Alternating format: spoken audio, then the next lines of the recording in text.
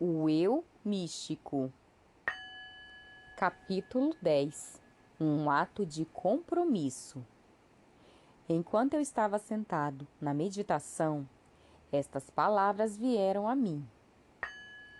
O ventre do silêncio. E com elas era como se houvesse um tremendo silêncio, grande e redondo. E este era o ventre do qual toda a criação veio. Toda a criação foi formada neste ventre do silêncio. Houve não um homem, mas um universo. A terra, as rochas, as árvores, riachos, mares, céus, sóis, luas e planetas. Tudo isso fluindo como um desdobramento desta enorme matriz de quietude, completa e penetrante, ainda mais do que calma. Silêncio absoluto, quietude.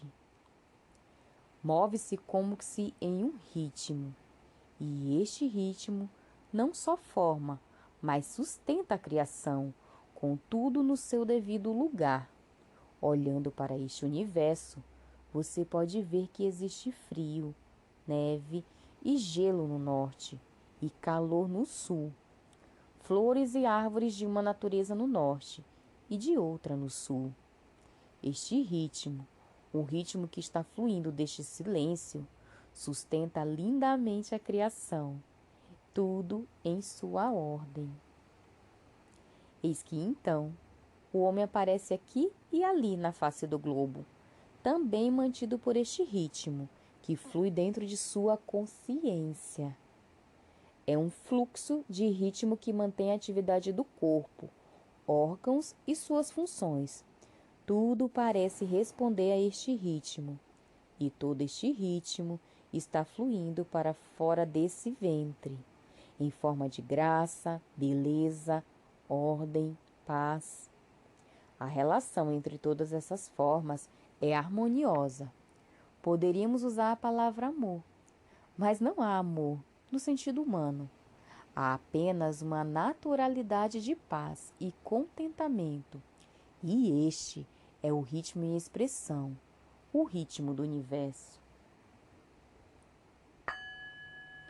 Estar fora do ritmo resulta em desarmonia. Quando algo dá errado em nossa experiência, é porque estamos fora de sintonia com este ritmo. Podemos observar como se move o salgueiro com a brisa. Quase flui com a brisa. E então, imaginemos o que aconteceria se ele fosse tentar resistir ou ficar ereto naquela brisa. Ele se quebraria.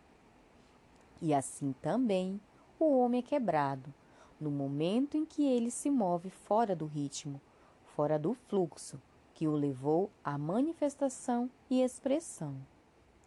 O ritmo da fonte mantém toda a criação em harmonia, na lei e na ordem. Seja lá o que for que nos permita mover-nos por nós mesmos ou por vontade própria, por uma direção de nossa conta, nos tira do fluxo do ritmo, e então estaremos em oposição a ele, o ritmo, ou tentando ficar ereto, como o salgueiro, em face dele.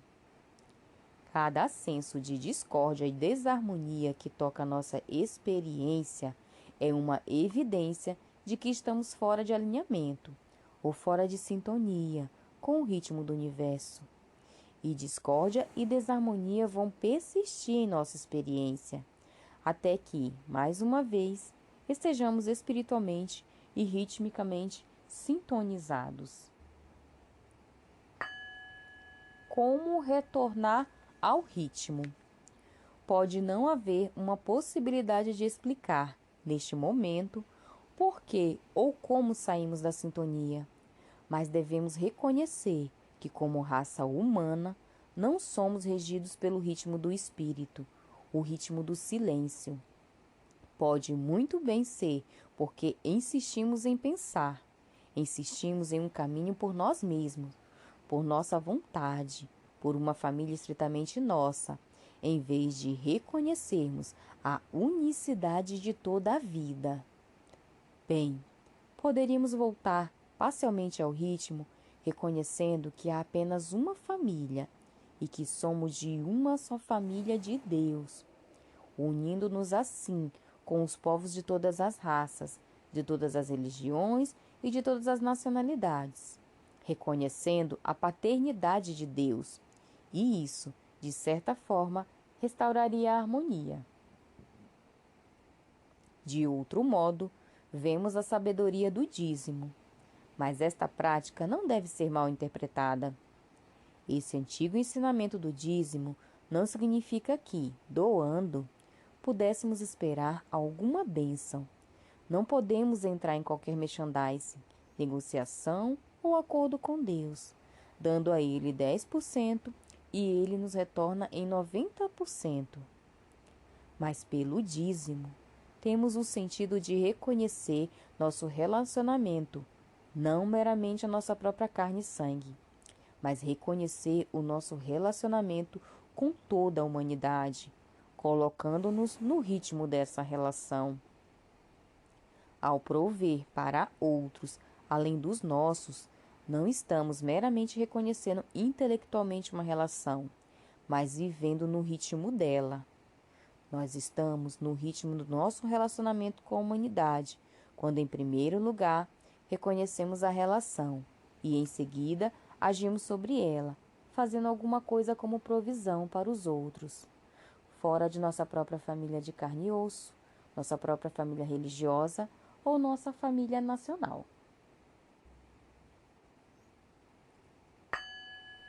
A relação universal da humanidade deve ser confirmada por um ato. Está claro que, para restabelecer-nos neste ritmo original, torna-se necessário fazê-lo por um ato. O conhecimento intelectual não é suficiente, deve ser seguido por um ato. Este é um compromisso. Se declararmos que somos todos a família de Deus e depois continuarmos a viver apenas para nossa própria família, para os de nossa própria religião ou nossa própria nação, estamos virtualmente nos contradizendo e causando atrito. E nossa condição é, então, pior do que a da pessoa que é ignorante dessa relação universal. Uma vez que reconhecemos esta relação universal por um ato de compromisso, devemos entrar no ritmo e começar a agir de alguma forma que nos comprometerá com o bem-estar daqueles fora da relação de nossa casa, comunidade, nação ou igreja. Se nós meramente reconhecermos a nossa cristandade, em vez de viver a partir dessa cristandade por um ato, nós imediatamente estabeleceremos um conflito dentro de nosso próprio ser, o que é muito pior do que se nós jamais tivéssemos ouvido falar dessa cristandade, porque, tendo ouvido falar dela, devemos agora vivê-la. Deve haver um ato de compromisso, no qual vivemos como o Cristo.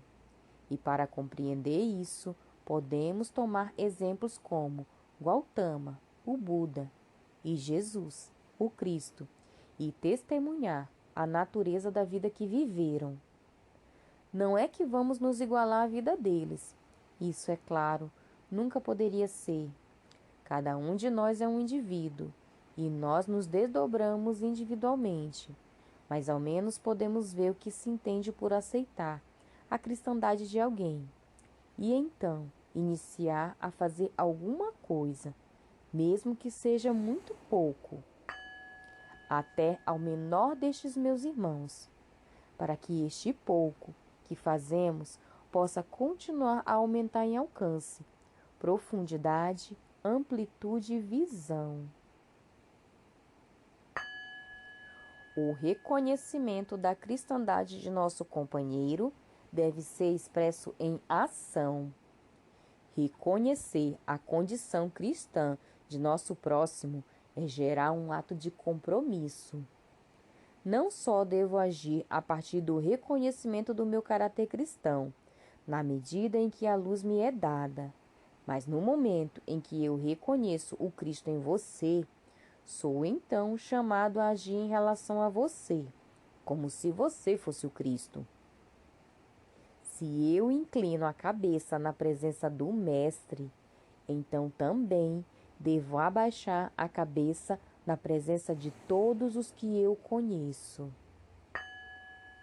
Se eu inclino a cabeça na presença do Mestre, então também devo abaixar a cabeça na presença de todos os que eu conheço.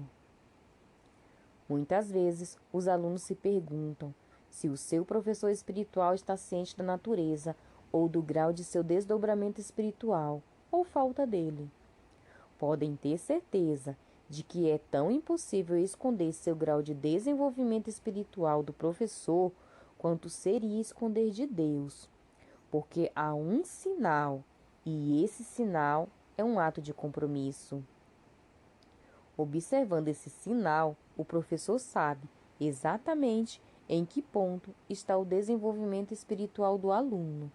No momento em que testemunha o sinal de compromisso, ele sabe que o aluno venceu o obstáculo e alcançou um lugar além da humanidade. Mas isso não ocorre até que um ato de comprometimento seja observado, de uma forma ou de outra.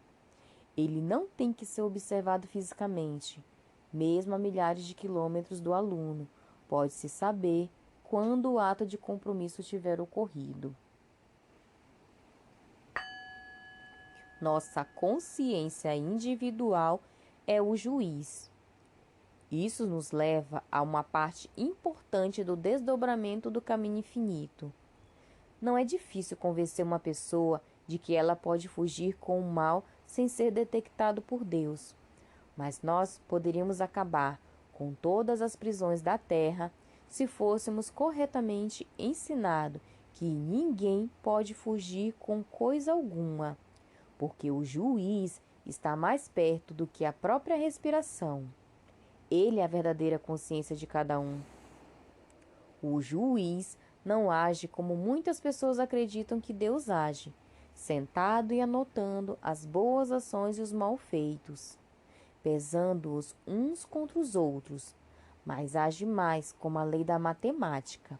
Contanto que continuemos juntando 2 e 2 e obtendo 4, 3 vezes 3 igual a 9, tudo está indo bem, dentro do nosso reino matemático. Ninguém está sendo recompensado. A matemática não está sendo recompensada. E os números não estão sendo recompensados. Apenas tudo está bem, como o desdobramento natural das leis da matemática e da ciência. Por outro lado, se colocarmos 2 vezes 2 igual a 5, não receberemos nenhuma punição. Simplesmente quebraremos o ritmo da harmonia. Ninguém está sendo punido. Os números não estão sendo punidos. A aritmética não está sendo punida. Há apenas o fruto errôneo, rompendo o ritmo da matemática. O H2O é água. E se juntarmos H2O, nós obteremos a água. Mas não como uma recompensa de Deus. Será o ritmo natural, normal da ordem divina da ciência. Tente colocar H1 dividido por 20 juntos e nós não obteremos água. Na verdade, uma fórmula assim nem existe. Mas ninguém está sendo punido, nem mesmo o cientista que errou. O ritmo foi simplesmente quebrado. Violar a lei espiritual rompe o ritmo. Toda vez que violamos a lei espiritual, o ritmo é quebrado. Nós violamos a lei espiritual cada vez que não reconhecemos Deus como onipotência, onisciência e onipresença, e toda vez que não amamos o próximo como a nós mesmos. Esses são os 2 únicos mandamentos espirituais que existem. Este é o ritmo de toda a criação do universo, incluindo o homem. Não há meio de violar o ritmo, exceto aceitar 2 poderes, o bem e o mal, no lugar da onipotência do Espírito. Aceitar uma mente diferente da mente de Deus. Aceitar uma presença diferente da presença de Deus. Fazer isso rompe o ritmo. Ninguém o quebra para nós. Enquanto estivermos em obediência ao reconhecimento de Deus em todos os nossos caminhos, Ele, como o único poder, a única presença e única inteligência, e amarmos o próximo como a nós mesmos, reconhecendo a nós mesmos, reconhecendo a cristandade em nosso vizinho, então, agindo de fora desse amor, nenhuma arma que seja voltada contra nós prosperará, nada que haja fora desse amor. Se alguém tentar enviar uma arma contra nós, ele destrói a si mesmo, desde que conheçamos esta verdade. Por outro lado, no momento em que violamos este mandamento, a lei é quebrada, e então, qualquer discórdia ou desarmonia que venha, nós mesmos a pusemos em movimento. Nós fazemos isso por violação dos dois únicos mandamentos que existem no reino espiritual. E o roubo? E quanto a cometer adultério? Não está claro que se estivéssemos honrando o nosso próximo como a Cristo, dificilmente estaríamos roubando dele ou cometendo adultério? Tais atos não estariam sob a lei espiritual de amar ao próximo como a nós mesmos. O ritmo do universo fornece todas as coisas necessárias. Há um ritmo, e este ritmo do universo faz de cada um de nós um indivíduo completamente governado e preenchido pelo Espírito de Deus, com todas as coisas de acordo com a necessidade de cada momento em particular, para que nunca precisemos invejar nosso próximo, sendo ciumentos ou luxuriosos, porque, dentro do ritmo, nossa própria vontade vem até nós. Isto é o que John Burnow realmente disse em seu poema A Espera. Esse poema é muito mal interpretado e muitas pessoas acreditam que tudo o que tem que fazer é sentar e esperar, e sua própria vontade virá a elas. Há aqueles que estão esperando por toda a vida e ainda não aconteceu nada, porque eles ainda estão nesse estado humano de consciência, que está fora do ritmo do universo. Mas John Burnow falava do próprio espírito e como estava no ritmo do espírito. Observava que nossa própria vontade vem até nós, não precisamos buscá-la. Sentamo-nos ao lado do fluxo e o que é nosso vem.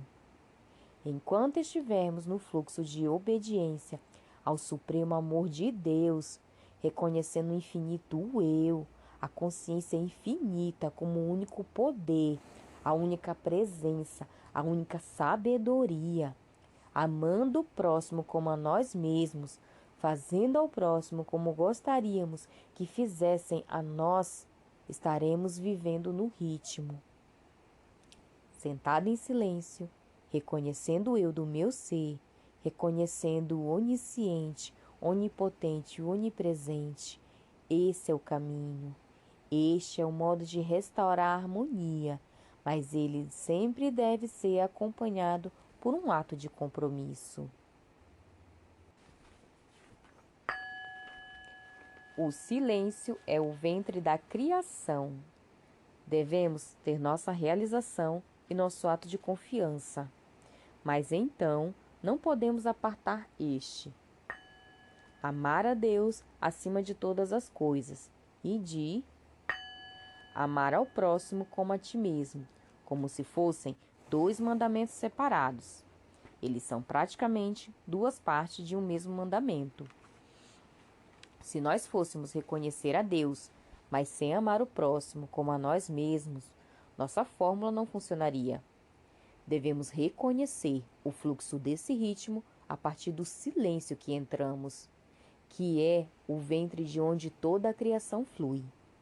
O silêncio que alcançamos dentro é o ventre, e para fora deste silêncio flui toda a criação, como é necessário para a nossa experiência individual. Com ela flui o amor ao próximo como a nós mesmos. Isso vem claramente, mas deve ser posto em prática. Deve haver um ato de compromisso, algo como: na medida em que fizestes a um destes pequeninos, o fizestes a vós mesmos. Ou então, como não fizestes a um dos mais pequeninos, não o fizestes a vós mesmos. Enganamo-nos por nada fazer ao próximo, porque o nosso próximo é o nosso próprio ser.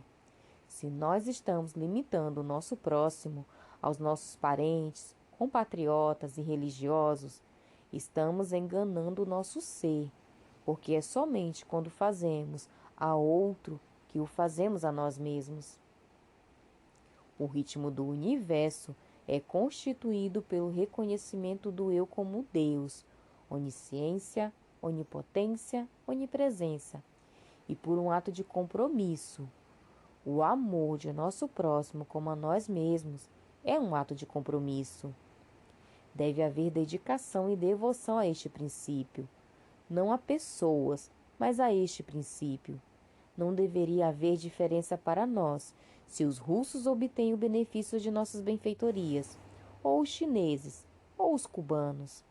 O que devemos nos preocupar é o nosso ato de compromisso com todos aqueles de fora do círculo familiar de nações, de aliados ou de amigos. A consciência projetando a si mesma. O homem viverá pela palavra, não apenas pelo pão.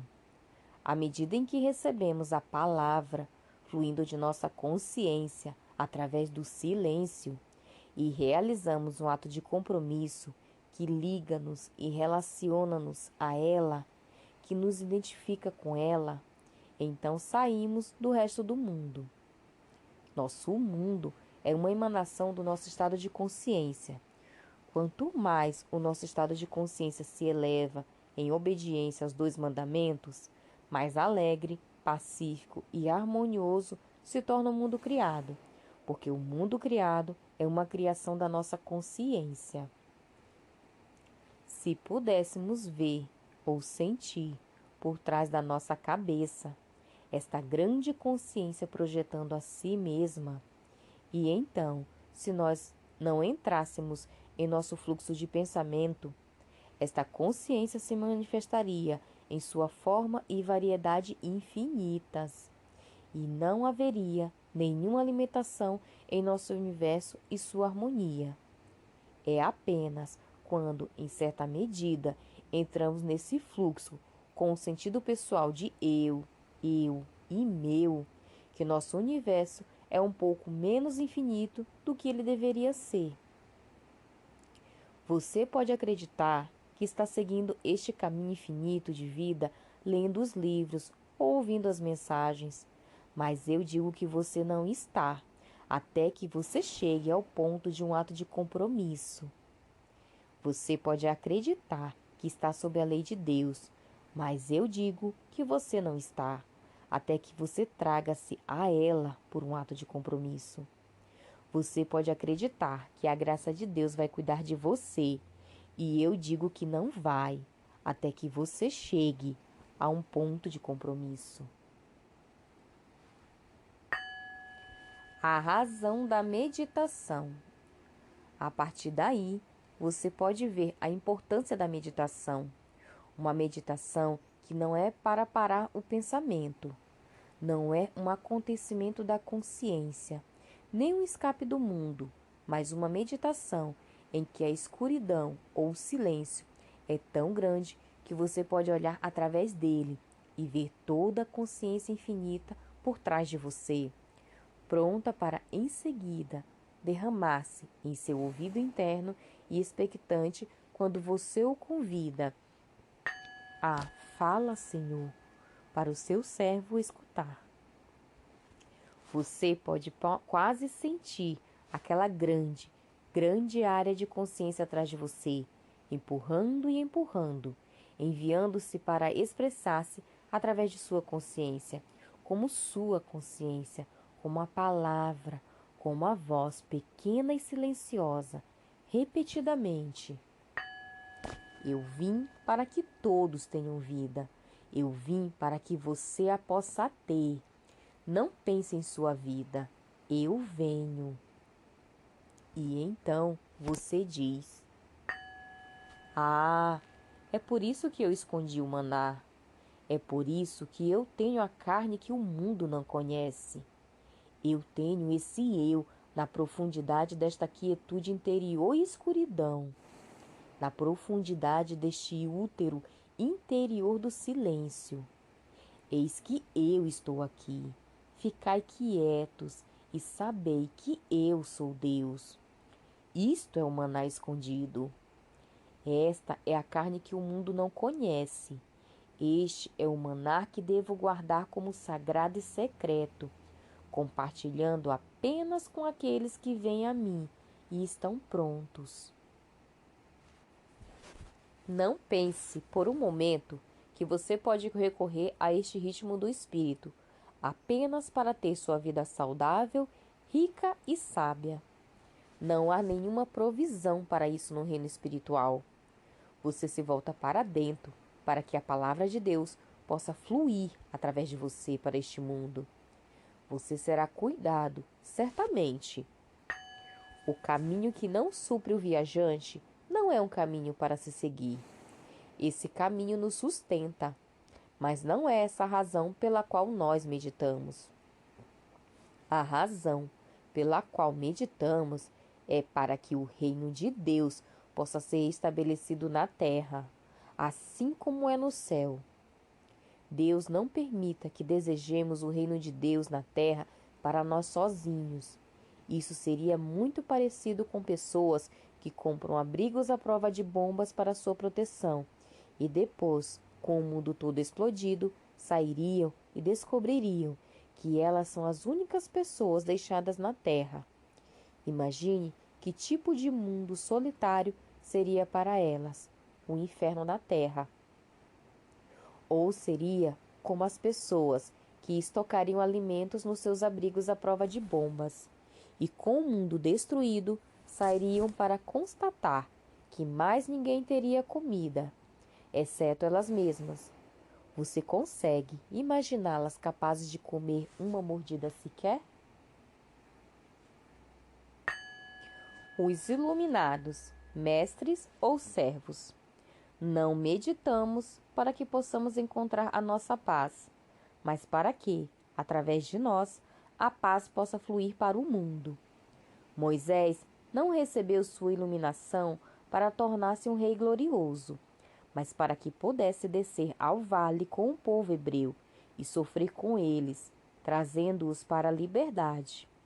Gautama, o Buda, não recebeu sua iluminação para ficar à parte no topo de uma montanha e então inclinar-se para baixo para ser adorado, mas sim para que ele andasse por toda a extensão da Índia, ensinando os discípulos e ensinando curas nos ashrams. Jesus Cristo não recebeu a iluminação. Nota do tradutor Giancarlo Salvani. E ele recebeu? Acho a afirmação estranha.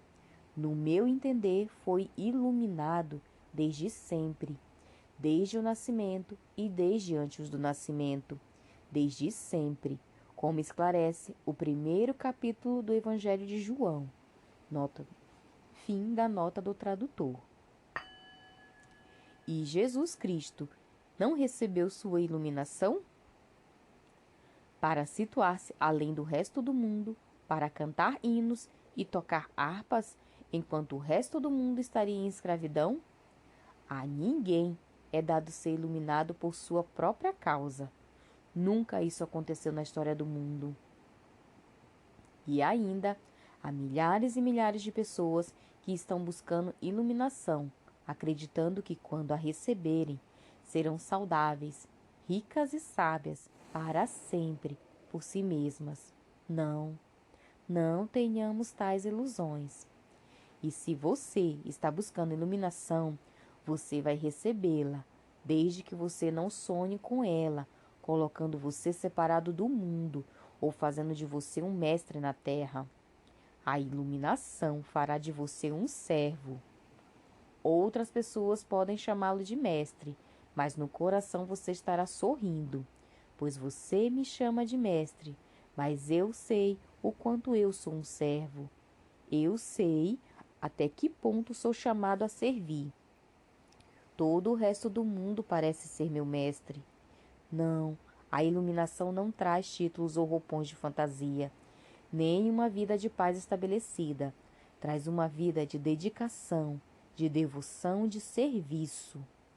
Quando o mestre disse a seus discípulos que deixassem suas redes, ele estava pedindo um sinal de compromisso, pois recebendo a iluminação dele, seriam apenas pescadores de homens. Leia a história da vida de Paulo e observe os açoites, os aprisionamentos e a fome que ele sofreu para levar a mensagem do Cristo à humanidade. Examine a vida de todos os místicos e veja os mal-entendidos e às vezes prisões que eram seu destino. Iluminação carrega um preço. Deixar o mundo, deixar mãe, irmão, irmã e pai, se necessário, por minha causa. Tenha certeza de que se houver iluminação, haverá um ato de compromisso com o mundo inteiro, não apenas com uma seita e não apenas com uma comunidade. Não é que nem apenas fixar 3 horas por dia, 3 vezes por semana, como no escritório. Receber iluminação significa um ato de compromisso e dedicação com o mundo. 7 dias por semana, 24 horas por dia. Deus não se revela nem para fins egoístas, nem para aqueles que o usariam. Os puros de coração são aqueles que entendem a natureza dos 2 mandamentos que constituem o ritmo do universo. Em obediência a esses 2 mandamentos, eles estão em sintonia com o ritmo do universo, que flui do silêncio que eles alcançam dentro de si mesmos. Na quietude e na confiança estará sua força. Fique quieto e saiba que eu, no meio de você, sou Deus. Fique quieto e deixe o ritmo fluir desse silêncio dentro de seu próprio ser. E então siga-o com um ato de compromisso que alinha você com a pessoa deste mundo. Se o nome de alguém deve sobreviver como um líder espiritual ou professor, ele deve ser um indivíduo que entrou em sintonia com o Espírito de Deus, que é o Espírito de toda a humanidade, de todos os homens e de todas as mulheres e de todas as crianças, em todos os lugares. Não deixe ninguém de fora. Há um Espírito no homem, e é a ele que nos sintonizamos, e então recebemos frutos quando alcançamos o estado de consciência que nos permite assumir um ato de compromisso.